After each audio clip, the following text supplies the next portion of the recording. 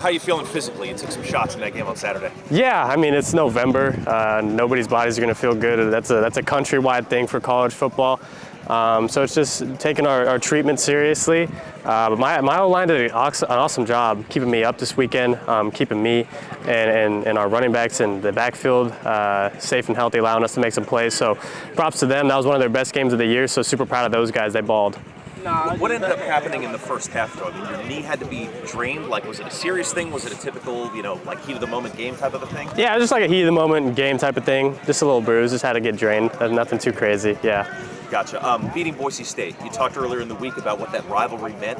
Having that milk can beating Boise State. Did you feel any differently about the rivalry, or how your teammates kind of rallied around you and everybody? Well, I mean, I could feel the energy throughout the entire week, and then on game day as well. It was a different tone and a different feeling around those guys. I know some dudes that have been here for a while. They were amped up. Some guys, it's their last time playing Boise, so they were fired up. That was a big deal for everyone. That was a big deal for the Valley to bring the milk can back here. So I'm super excited that we got the win, and it was a great rivalry. It's been a great rivalry since it's been going. So I was excited to be a part of that game. Super fun. And what about this next rivalry? I'm sure you've probably heard about this one too, but San Jose State is actually Fresno State's longest running rivalry, and there's another trophy on the line. Yeah, so I know about the history of the Valley Trophy. That's a super cool thing, and so we have that with us right now. Our plan and intention is to work to keep that with us, so that's how we're going and approaching this week. But these rivalry games, everything is a little bit more amped up, so we just got to bring our A game for this weekend. Malik had a huge game on Saturday, and even today he keeps getting the recognition. I think the Bull Corning National Player of the Week or something like that. How was he on Saturday night? Like when did you realize that it was going to be a special night for him?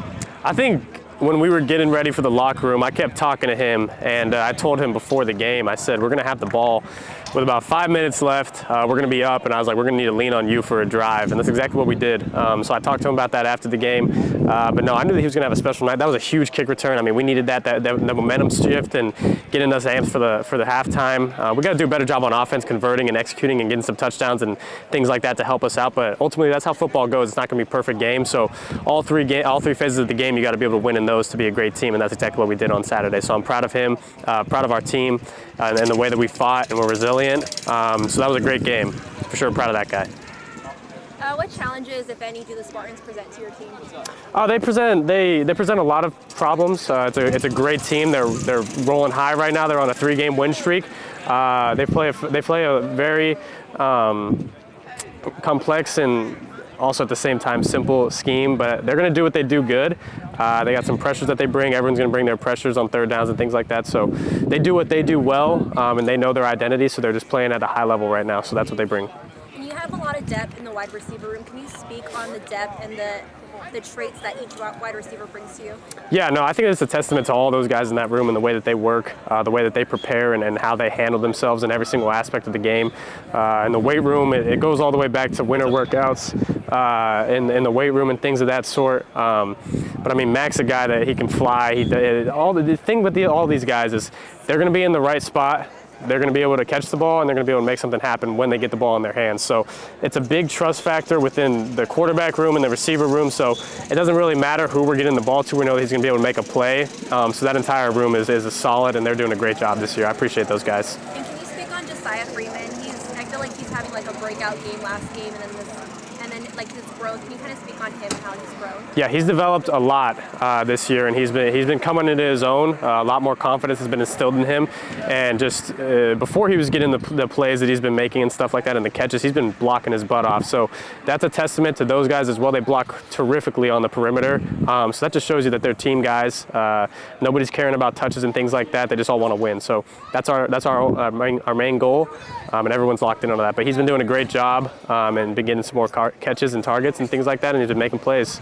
The role in this offense has grown over, I guess, even going back to last season where you kind of watched Prop and Nico and Pope and Kelly and all those guys to where it is now. I feel like it's really grown tremendously, just coming in last year, just not being able to play, but I just being a sponge and just taking everything in from the older guys, and even right now just taking things in from Mac, EB, we all coach each other up, especially Mac, us playing the same position, really just help each other out. So I feel like my role increasingly growing as the season's been going on. And yeah, I'm really just trying to be a sponge, like I said, and just, this is all real new to me, coming from JUCO. It's way different now, but I feel like I'm really getting a hold of it now. How is the speed of the game for you? It was definitely different. Like my first game, getting my first snap at Purdue, just that one catch, I felt like everything happened so much faster than, junior college. And I think that one catch just really, that's really all I needed right there. And I feel like as games went on, it kind of slowed down. The more you learn the playbook, the more you work on your technique, your craft, everything, it kind of slows down for you, and you just get a hang of it real good. Utah State, at least in our mind, is Yeah. really the game where you kind of broke out. Did you feel that was going to be like a turning point for you in the season in your career? I really did. That whole week, I feel like I had a good week of practice. Like our game plan was pretty simple. I seen Matt go down, and unfortunately, I had to step in, and I felt good. Knowing my plays and just executing my job and making the catches. Five giving me the chance to. So I feel like, yeah. What's your relationship like with, you mentioned Fife in that game, obviously, but with Logan, with Mikey, with the quarterbacks? They're really good. I feel like they're starting to get more comfortable with me, giving me the opportunities to make the balls they know, make the catches and plays they know I can make. And I feel like it's real good. It's a real good connection between both quarterbacks, all the quarterbacks in the room, actually. How do you feel like where Fresno State is right now? 8-1, 3 games left in the regular season. San Jose State this weekend, and I know you guys aren't looking too far down the road, but Mountain West Championship is. Yeah, I feel real good. I feel like we're on a roll right now. We just, like I said, one week at a time. 3 weeks left. Just take it 1 week at a time, day at a time, one game at a time, and feel real good about everything. Can you compare the two rivalries, Boise this past Saturday to San Jose State, like where, on a dartboard or on a calendar, like where those teams kind of rank for you? I feel like Boise was really I felt like it was a bigger rivalry, but both games these are really two big, huge Boise was a big game for us, especially where they're ranked in conference, and now San Jose State where they're ranked in conference. So I feel like both of them are really two big rivalry games, and we'll just have to see how it plays out now. You had a couple of offers out of junior college. Why did you decide to choose Fresno State? I remember coming here on a game visit to Nevada, and just the atmosphere. The atmospheres will really drove my attention here. Like I came back on another visit, talked to Coach Pat.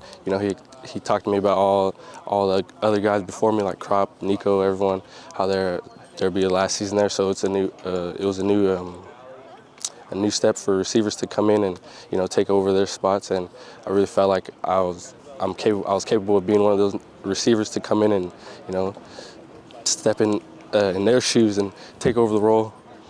Okay, and then over this offseason, how have you grown and developed and kind of worked on your craft to set yourself apart in the room? Back home, I've come from a small town, so all that we don't really got no trainers out there. So I really train by myself all the time. I got a couple friends out there.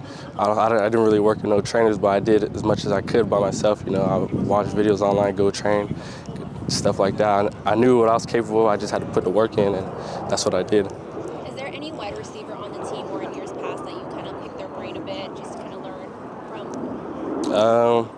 I would really say all the receivers last year too, because they had all that experience being here for the amount of years they were here. I really just, like I said, I was being a sponge, soaking everything in.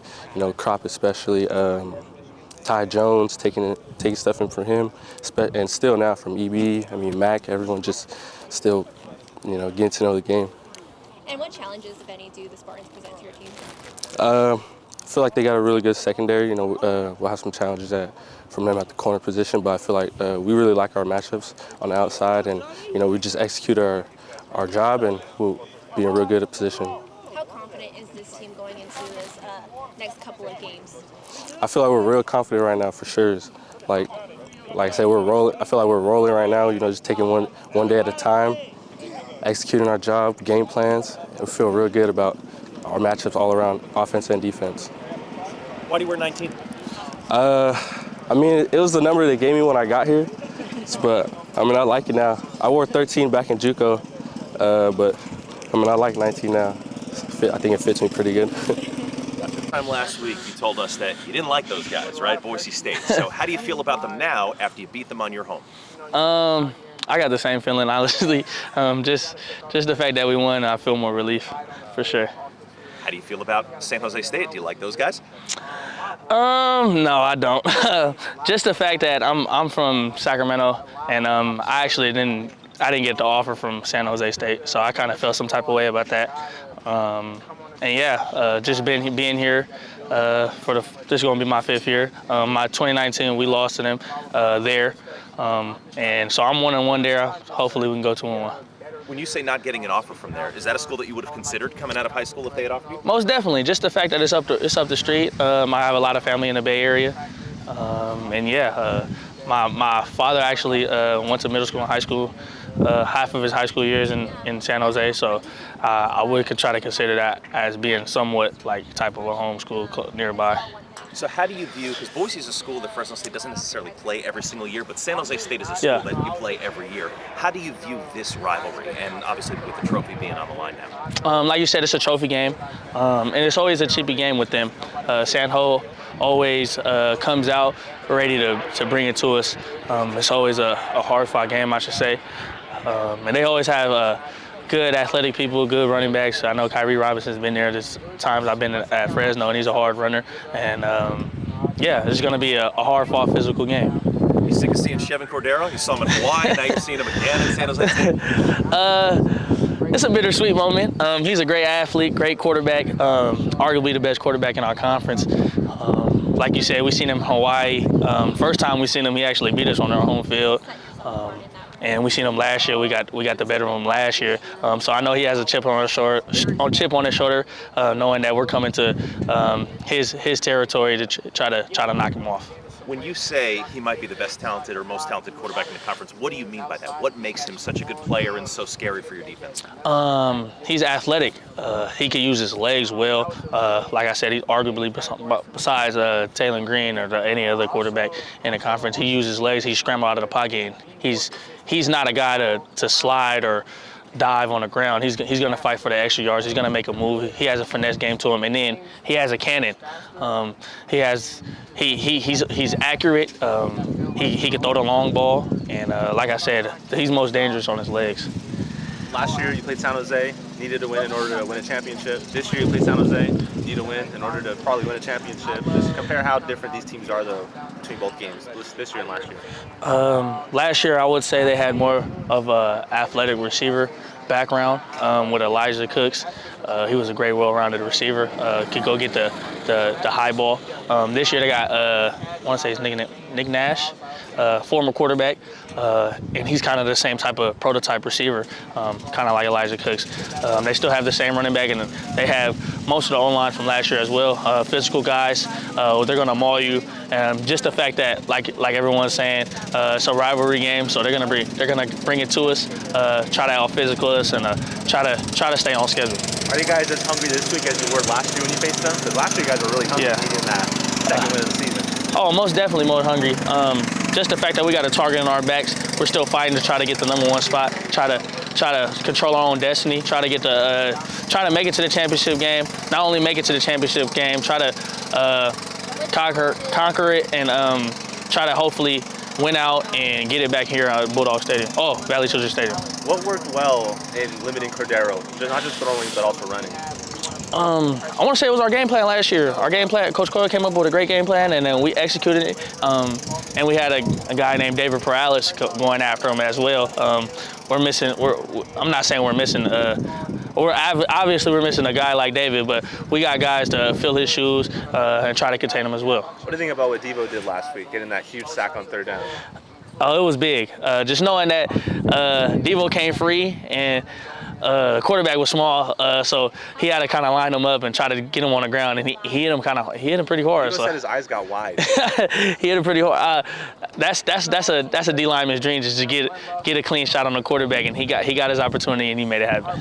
What about Hamilton and Jackson coming up with those huge picks? Yeah. I mean, Zillions was in the end zone. Yeah, I want to say AZ's pick was phenomenal. Just knowing that he was on the run. Their receiver was a top guy, not top guy in the conference, top guy in the country. They threw it up, and he went to go high point it and grabbed it. It was a great stop, great momentum boost for sure. And then Phoenix was in a critical moment as well, 3rd down in the red zone. He doesn't make that pick. there's a possible 3 points on the board or a possible touchdown to get a first down, and he made that pick. And those guys are definitely confidence boosters. They're building off their confidence, and they're getting better and better each week. Do you have an opinion on Eric McAllister entering the transfer portal mid-season, still a few games left? I mean, you guys beat them, and then he's like, okay, I'm done playing here. Do you have an opinion on that? Not really. I don't know what's going on in their locker room. It could be something bigger than that. Just the fact that if it was me personally, I probably would finish the season. But he could have bigger things going on with him. So just they got a lot going on in that locker room that they're going to figure out with the well-rounded coaches they have in that locker room. They're going to push to keep fighting and winning throughout the season. Thank you. That's all I got. Appreciate it.